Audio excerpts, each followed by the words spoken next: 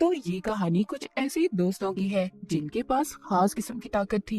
ये कह लें वो आधे इंसान और आधे वेयरवुल्फ भेड़िए में बदल सकते थे। तो कहानी शुरू होती है। हम दो दोस्तों को देखते हैं जो एक बार को चिल्लाया करते थे, पर तभी इनके पास एक अनजान आदमी आता है जिसने अपना चेहरा काले कपड़े से ढका हुआ था और वहाँ पर जो लड़की थी उससे कुछ पहेलियाँ पूछने लगता है। पर जो वहाँ उस लड़के का दोस्त था वो इसको मना करता है। ऐसा करने से वो इनके सामने एक सिल्वर बुलेट गोली रखता है और कहता है कि मैं यहाँ पर एक खास किस्म का बॉक्स लेने आया हूँ। तो एक खास लकड़ी से बना हुआ है और उसके ऊपर एक निशान भी है। उस बॉक्स के अंदर डार्क स्पिरिट, एक काली दुनिया की आत्मा, डीमन कहते हैं। ये सुनकर वहाँ बाहर भी जितने भी लोग थे सभी उस पर हमला कर देते हैं और वेयरवुल्फ भेड़ियों में बदल जाते हैं। और यहाँ बार में जो लड़की थी वो बॉक्स लेकर पीछे के रास्ते से भागने लगती है। वो नहीं चाहती थी कि वो काली दुनिया की बुरी शक्ति, जो एक खतरनाक किस्म का डीमन है, वो दोबारा से आजाद होकर इस दुनिया में आए। लेकिन यहाँ पर ये अनजान आदमी उस लड़की पर भी गोली चलाने की कोशिश करता है। वो उस लड़की के दोस्त पर भी हमला करता है, उसको भी जख्मी कर देता है। अब वो अनजान आदमी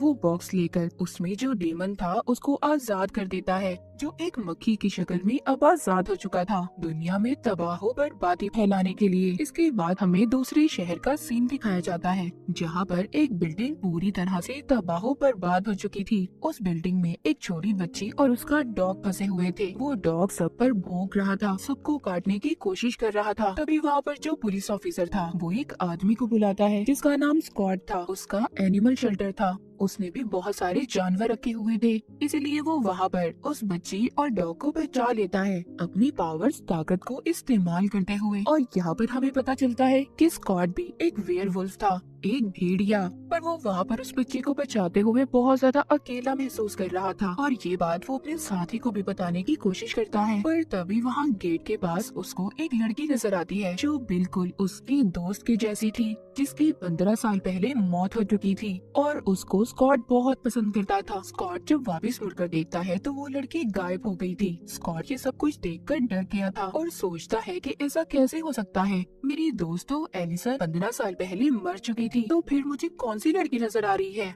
इसके बाद ये अपने शेल्टर को बंद कर वापस जाने वाला था, तभी पीछे से एलिसन के डैड आते हैं जिन्होंने स्कॉट को डरा दिया था। वो यहाँ पर एलिसन के बारे में ही स्कॉट को बताने आए थे, क्योंकि कुछ दिन से उन्हें भी एलिसन नजर आ रही थी। उसके डैड उससे पूछते हैं क्या तुम्हें भी ऐसा लगता है कि एलिसन जिंदा है। स्कॉट ये सब सुन तो रहा था पर उसको ऐसा नहीं लगता था कि 15 साल बाद दोबारा से एलिसन जिंदा हो सकती है, क्योंकि स्कॉट के हाथों में ही एलिसन की जान गई थी। पर एलिसन के डैड को न जाने क्यों लगता था कि उनकी बेटी अभी भी जिंदा है और उनके सपनों में आती है, जो बार बार बार्डो बार्डो नाम पुकार रही थी। बार्डो का मतलब था एक ऐसी स्टेज जो जिंदगी और मौत के दरमियान की हो, मतलब कि उनकी बेटी एक ऐसी जगह फंस गई है जहाँ से अब वो वापस आना चाहती है और एक रिचुअल, एक जादू से वो उसको वापस लाने की कोशिश कर सकते हैं। यहाँ पर कोई भी इस काम को करना तो नहीं चाहता था, पर हाँ वो कहते हैं कि हम कोशिश कर सकते हैं। अब ये सब फैसला करते हैं कि ये उस जगह पर जाएंगे जहाँ पर एलिसन की मौत हुई थी। स्कॉट अब बाकी के दोस्तों को भी बुलाने वाला था ताकि ये सबकी मदद ले सके एलिसन को वापस से जिंदा करने के लिए।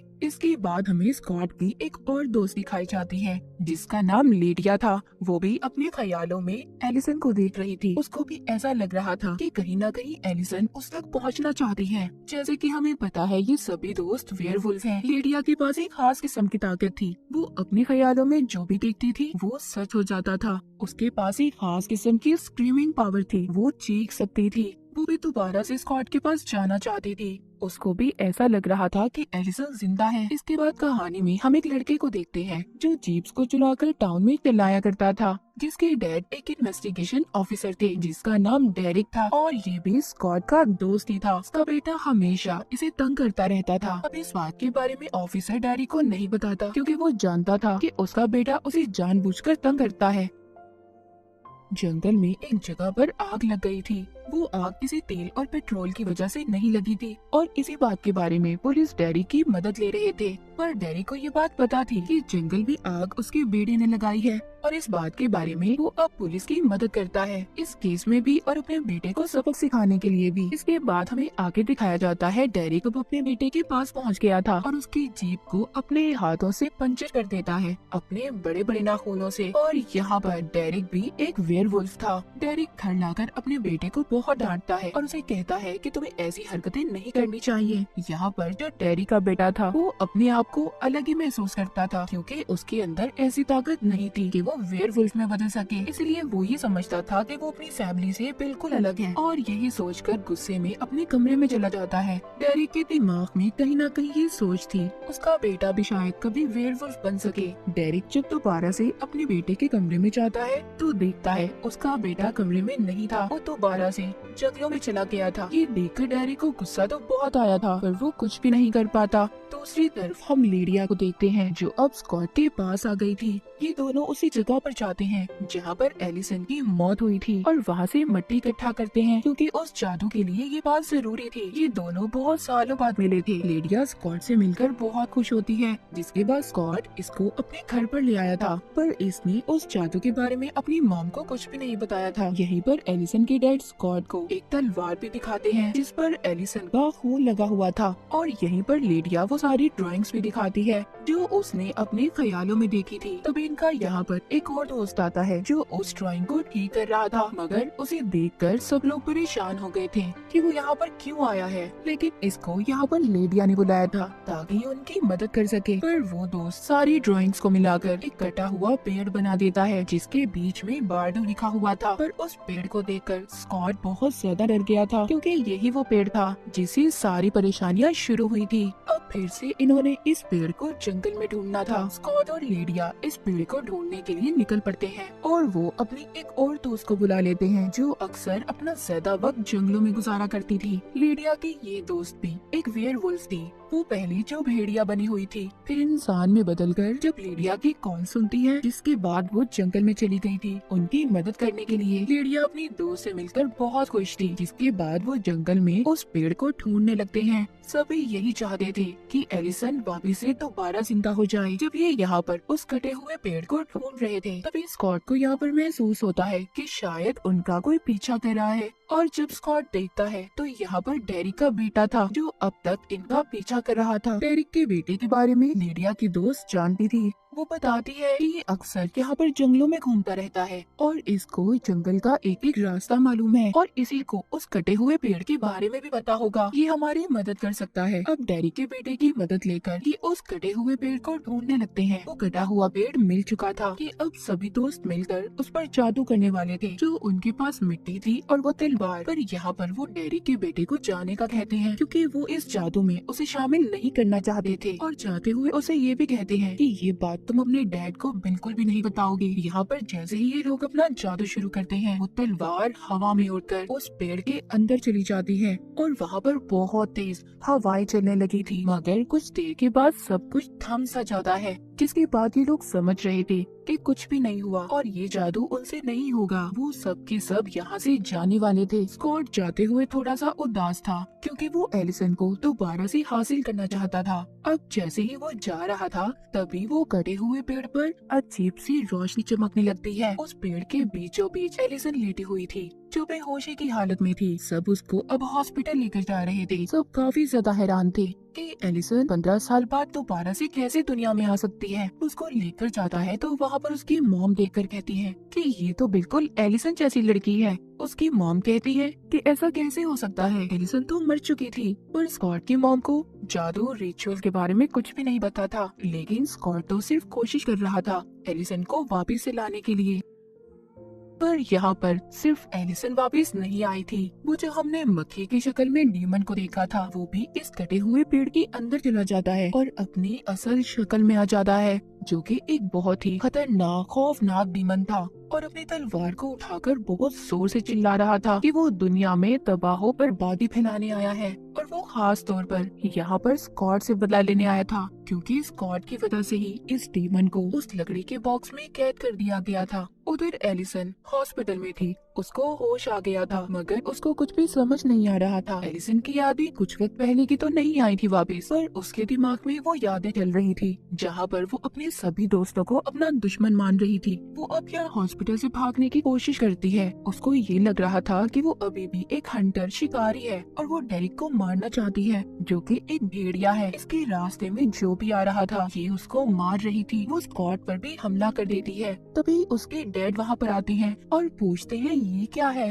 क्या मेरी बेटी वाकई वापस आ गई है? स्कॉट कहता है हाँ। एलिसन के डैड स्कॉट को पकड़कर पूछते हैं क्या वाकई मैंने जिसे देखा वो मेरी बेटी थी? एलिसन के डैड का जो दोस्त था वो कहता है एलिसन तो वापस आ चुकी है, पर उससे भी ज्यादा और भी बहुत कुछ बुरा हुआ है। वो आत्मा, वो डीमन भी वापस आ गया है, जिसको कई साल पहले हमने एक बॉक्स में कैद किया था। ये बात सुनकर सब लोग परेशान हो गए थे। वहीं पर हम डीमन आत्मा को देखते हैं जो कि जेल में था। वहाँ पर कोई भी नहीं था, सिर्फ एक पुलिस ऑफिसर के अलावा। वो डीमन पुलिस ऑफिसर को अपने पास बुलाता है और उसे मार देता है। उसकी सारी ताकतों को उस डीमन ने अपने अंदर खींच लिया था। बाकी जितने भी पुलिस ऑफिसर थे सब जंगल में इन्वेस्टिगेशन करने गए थे, क्योंकि दोबारा से वहाँ पर आग लग गई थी। थोड़ी ही देर बाद पुलिस स्टेशन में लिडिया और उसका एक दोस्त आ गए थे, जो उस पुलिस ऑफिसर की लाश देखकर ये समझ रहे थे कि इसे कहीं न कहीं एलिसन ने मारा होगा। जिसके बाद ही वहीं पर इन्वेस्टिगेशन करने लगते हैं। उधर एलिसन अपने बंकर में थी, जो कि उसकी एक खुफिया जगह थी। वो वहाँ पर अपने सारे हथियारों को इकट्ठा कर रही थी, लेकिन तभी उसको वहाँ पर एक आवाज सुनाई देती है, उसी डीमन की, जो उसको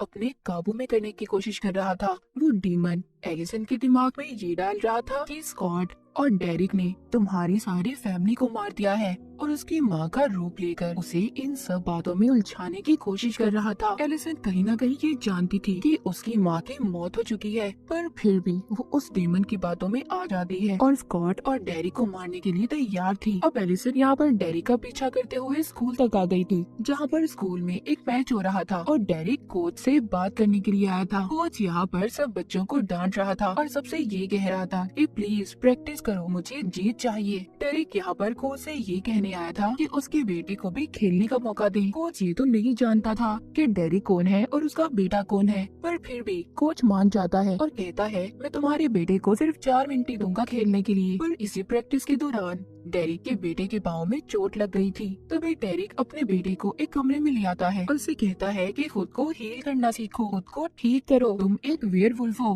डेरिक को अभी भी अपने बेटे के बारे में यही लग रहा था कि वो भी उसकी तरह ही एक वेयरवुल्फ है और वो खुद ही अपने आप को ठीक कर लेगा। तभी यहाँ पर एलिसन आ जाती है, जो डेरिक पर हमला कर देती है। डेरिक यहाँ से अपने बेटे को भागने का कहता है, क्योंकि उसके पाँव में चोट लगी हुई थी। डेरिक जब उसके हमले से बचने की कोशिश करता है तो वो देखता है ये तो एलिसन थी, मगर वो ये देखकर बहुत ज्यादा हैरान था कि वो इतने सालों बाद कैसे जिंदा हो सकती है। पर यहाँ पर एलिसन बार बार डेरिक पर हमला कर रही थी और आखिरकार उसका एक तीर डेरिक की गर्दन में लग जाता है। डेरिक की गर्दन से बहुत ज्यादा खून बह रहा था, लेकिन यहाँ पर डेरिक के वही 2 दोस्त आ गए थे जो हमने कहानी के शुरू में बार में देखे थे। स्कॉट भी यहाँ पर अपने दोस्तों के साथ आ गया था डेरिक की जान बचाने के लिए। जब ये सब उसकी जान बचा रहे थे तो वो सबसे सिर्फ एक ही बात कह रहा था कि प्लीज मेरे बेटे की जान बचाओ, क्योंकि वो जानता था कि एलिसन उसके पीछे ही गई होगी। स्कॉट यहाँ पर सबको बताता है कि वो डीमन तो वापस आ गया है, पर उसके पास अब एक शैतानी फौज है, वो उनसे हम सब पर हमला करवाना चाहता है। स्कॉट सिर्फ अब अपने दोस्तों की जान बचाना चाहता था। ये अब यहाँ से डेरिक को अपने घर ले जाता है। स्कॉट की मॉम डेरिक का खून साफ करती है और कहती है कि इसका तो बहुत सारा खून बह गया है, ये वेयरवुल्फ होने के बावजूद भी मर सकता है। और तभी ये सब फैसला करते हैं कि हमें आग की मदद लेकर डेरिक के जख्म को ठीक करना होगा। तभी इनमें से एक दोस्त आग की मदद से डेरिक के जख्म को ठीक करने की कोशिश करता है, जिसे देखकर वहाँ पर सभी लोगों को दुख हो रहा था।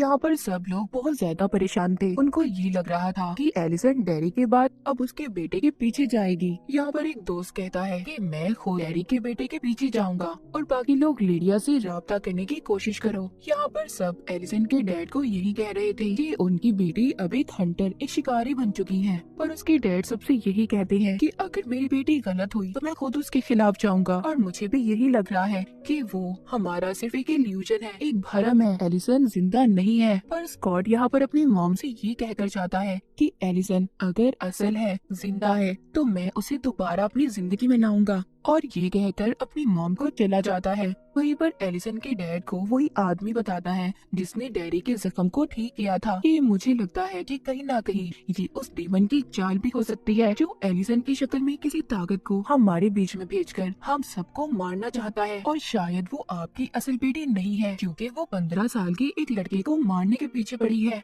ये सब बातें सुनकर एलिसन के डैड कहते हैं कि अगर मेरी बेटी असल नहीं है तो मैं खुद उसके खिलाफ जाऊंगा, और मैं किसी बच्चे को ऐसे मरने नहीं दे सकता। उधर जंगल भी दिखाया जाता है जहाँ पर पुलिस ऑफिसर्स इन्वेस्टिगेशन कर रहे थे। वहीं पर उस डीमन की शैतानी फौज हमला कर देती है और सबको वहाँ से एक एक करके गायब कर रहे थे। तभी वहाँ पर जो इन सब के बीच में एक ऑफिसर था, वो भी एक वेयरवुल्फ था। उसके पास भी आग की ताकत थी। वो वहाँ पर सबको अपने दोस्तों को बचाने की कोशिश कर रहा था। उधर एलिसन डैडी के बेटे के पीछे थी, जो अब अपनी गाड़ियों की दुकान में आ गया था। तभी वहाँ पर 2 गाड़ियों में बहुत ही बड़ा धमाका होता है, और ये सब एलिसन ही कर रही थी डैडी के बेटे को मारने के लिए। यहाँ पर डैडी का बेटा अपने आप को बचाने की भी कोशिश कर रहा था, पर वो बेचारा नाकाम रहता है। लेकिन तब तक वहाँ पर स्कॉट आ जाता है, जो अब खुद एलिसन के हाथों से मरना चाहता था। वो तैयार था। वो खास किस्म का तीर खाने के लिए भेड़ियों को मारने के लिए इस्तेमाल होता है। वो वहाँ पर साथ साथ डैडी के बेटे को भी बचा रहा था, और एलिसन को भी समझाने की कोशिश करता है कि देखो, तुम जो कर रही हो गलत है, ये तुम कोई शिकारी नहीं हो। इन सब में डैडी के बेटे को काफी चोट लगी थी। स्कॉट यहाँ पर उसे कहता है तुम खुद को हील करो, तुम ठीक कर सकते हो खुद को, तुम एक वेयरवुल्फ हो। स्कॉट यहाँ पर उसे अपनी ताकत दिखाते हुए उसके अंदर का भेड़िया जगा रहा था। स्कॉट डैडी के बेटे को अपने साथ लेकर उसकी जान बचाकर जंगल की तरफ भाग रहा था, ताकि वो एलिसन के हाथों से बच पाए। एलिसन बिल्कुल पागल हो चुकी थी। वो हर हथियार का इस्तेमाल कर डैडी के बेटे और स्कॉट को मारना चाहती थी। स्कॉट यहाँ पर ये फैसला करता है। वो डैडी के बेटे को कहता है कि मैं यहाँ पर एलिसन का ध्यान भटकाने की कोशिश करूंगा, और इसी दौरान तुम यहाँ से भाग जाना। अब डैडी का बेटा तो यहाँ से भाग गया था। रास्ते में उसको एक ऑफिसर भी मिल जाता है, जो उसकी जान बचाकर उसे घर छोड़ने के लिए तैयार था। उधर जंगल में स्कॉट बार बार एलिसन को समझाने की कोशिश कर रहा था कि मैं तुमसे बहुत प्यार करता हूँ, और तुम और मैं कोई दुश्मन नहीं है, मैं कोई बुरा इंसान नहीं हूँ, मैंने तुम्हारी फैमिली को नहीं मारा, जिसको सोचकर तुम मुझे मारना चाहती हो। स्कॉट को जो तीर लगा था उससे वो बहुत ज्यादा कमजोर हो रहा था, और शायद कुछ देर बाद उसकी मौत भी हो सकती थी। वहीं पर रास्ते में स्कॉट के दोस्त जो उसको बचाने आ रहे थे, उन पर वो शैतानी फौज हमला कर देती है। अब एक एक कर स्कॉट के सभी दोस्त गायब हो रहे थे। यहाँ पर सिर्फ स्कॉट की एक दोस्त बच पाई थी। उधर स्कॉट जंगल में बहुत बुरी हालत में था। सुबह भी हो चुकी थी। एलिसन ने अभी भी हार नहीं मानी थी। वो स्कॉट पर लगातार हमले कर रही थी। स्कॉट खुद को जानबूझकर चाकू मरवा देता है और कहता है देखो, अब तो मैं मरने वाला हूँ, अब तो मेरी बात सुन लो। वो अब भी एलिसन को समझाने की कोशिश कर रहा था। कहता है देखो, मेरी बात को समझो, ना तुमने किसी को मारा है और ना मैंने किसी को मारा है। उसको याद करवाता है हमारा तो ये मिशन था कि हम उन लोगों के लिए लड़ेंगे जो खुद से नहीं लड़ सकते। हम देखते हैं एलिसन उसको एक जगह पर ले आई थी, जहाँ पर अब कुछ घंटों बाद ही स्कॉट की मौत होने वाली थी, क्योंकि उसकी हालत बहुत ज्यादा खराब हो चुकी थी। एलिसन को यहाँ पर अब याद आने लगा था कि कहीं न कहीं उसकी यादों में स्कॉट शामिल था और बाकी सारे दोस्त भी उसको स्कॉट की मदद करनी चाहिए। और अब वो आग का इस्तेमाल करके स्कॉट की जान बचा लेती है। उसके जख्मों को उसने आग से ठीक कर दिया था। वहीं पर एलिसन के डैड, स्कॉट की मॉम और बाकी लोग भी उनका पीछा करते हुए आ गए थे, जहाँ पर एलिसन स्कॉट को लेकर आई थी। उस जगह पर भी बार बार वो डीमन एलिसन को अपने काबू में करने की कोशिश कर रहा था, पर एलिसन इस बार उसकी बातों में नहीं आई थी।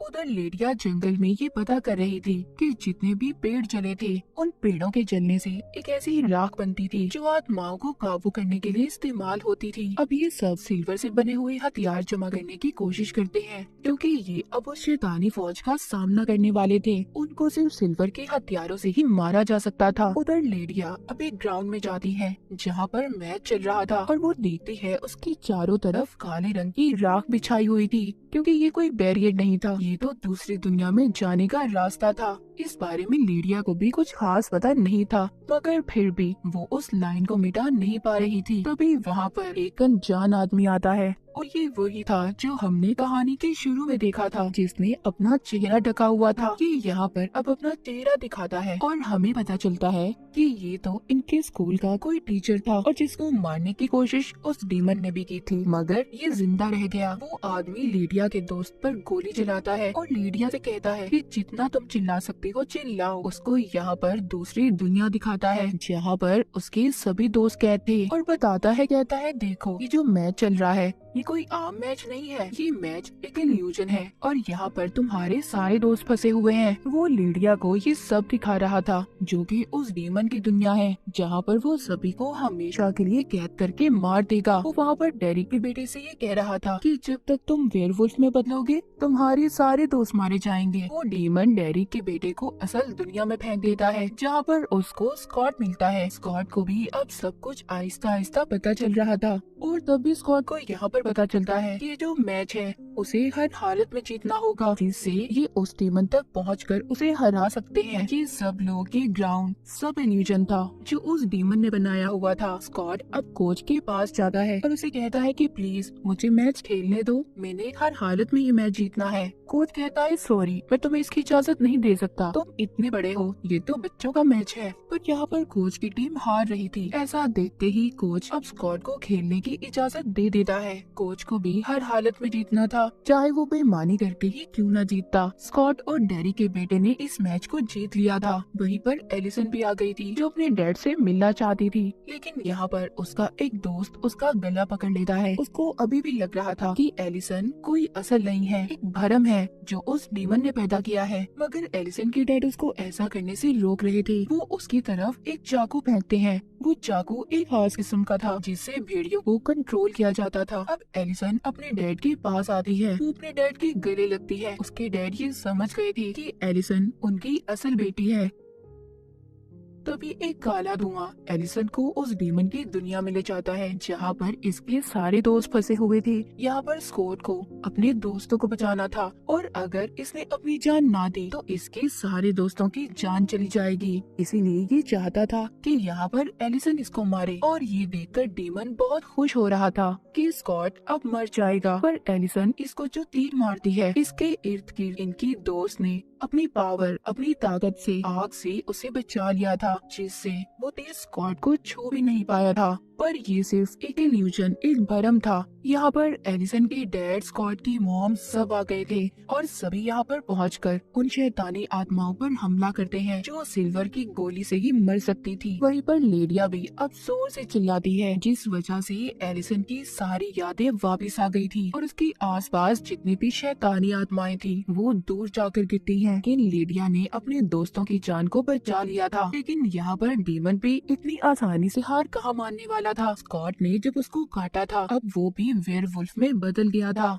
यहाँ पर डेरिक और उसका बेटा उस डीमन को पकड़ लेते हैं। स्कॉट भी इसमें उनकी मदद कर रहा था। ये इस डीमन को उसी कटे हुए पेड़ पर लाकर उसे जलाने की कोशिश करते हैं जिससे वो कभी वापस दोबारा से ना आ सके। अगर यहाँ पर डेरिक को ये लग रहा था कि इस डीमन को आसानी से मारा नहीं जा सकता, इसीलिए वो यहाँ पर ये सोचता है कि स्कॉट एक अल्फा है और वो यहाँ पर सब अपने दोस्तों को बचा सकता है। इसीलिए डेरिक ये फैसला करता है कि वो इस डीमन के साथ जलकर अपनी जान दे देगा और वो चाहते हुए स्कॉट से ये भी कहता है कि मेरा बेटा अब एक वेयरवुल्फ बन गया है, तुम्हें इसका ख्याल रखना होगा। स्कॉट को दूर फेंकता है और खुद उस डीमन के साथ जलने लगता है। डेरिक ने अपने दोस्तों को बचाने की खातिर उस डीमन के साथ जलकर अपनी जान दे दी थी। उसका बेटा अभी भी इसी सदमे में था कि उसके डैड उसकी आंखों के सामने जिंदा जलकर मर गए। आखिर में हमें दिखाया जाता है कि सब लोग डेरिक के घर पर जमा थे जो डेरिक को याद कर रहे थे। स्कॉट सबसे कह रहा था कि डेरिक उसके भाइयों की तरह था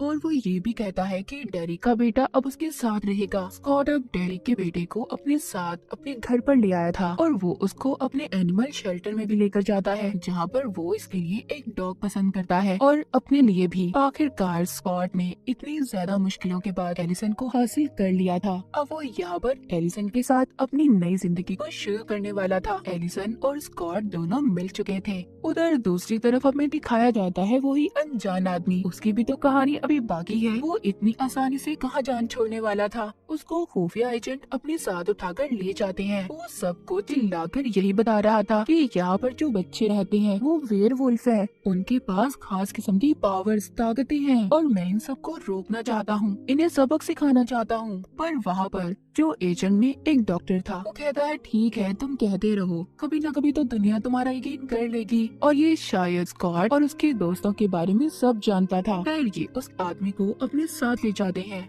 और इसी के साथ टीन वुल्फ की ये कहानी यहीं पर खत्म हो जाती है।